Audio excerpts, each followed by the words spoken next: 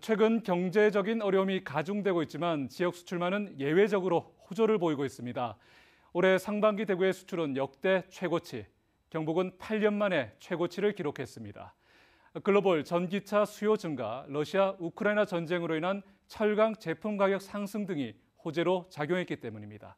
하지만 지속적인 금리 인상과 원자재 가격 상승이라는 변수가 있어서 하반기 지역 수출 전망은 그리 밝지 않습니다. 한태영 기자입니다.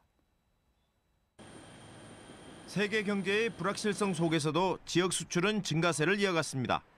올해 1월부터 6월 상반기 동안 대구 수출액은 50억 달러로 지난해 상반기보다 31.4% 증가한 역대 최고치를 기록했습니다.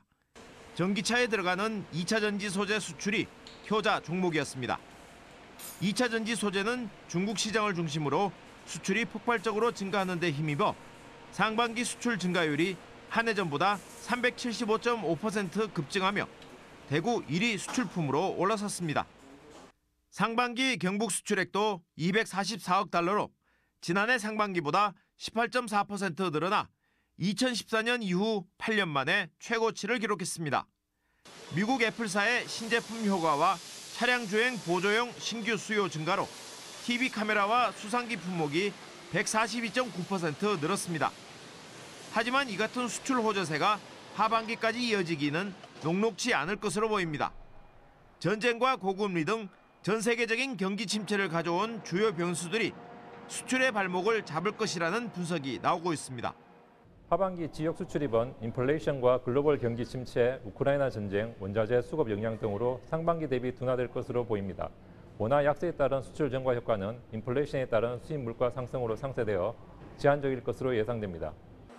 대구는 주력 수출품인 자동차 부품과 2차 전지 소재가 견조한 수출 성장세를 견인할 것으로 보이지만 경북은 주력 수출품인 철강 제품과 전기 전자 제품에서 글로벌 수요 시장의 불확실성이 커질 전망입니다. 구조적 성장 산업이랑 그다음에 가격 탄력성이 낮은 사업에 집중을 해야 된다고 생각합니다.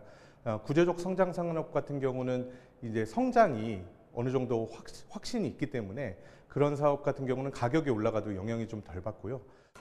인플레이션의 장기화와 고환율 등 하반기 수출 시장을 좌우할 주요 변수들의 동향에 신속하게 대응할 수 있도록 기업과 금융, 지자체 등 각 경제 주체들이 단계별 전략 마련을 서둘러야 할 것으로 보입니다.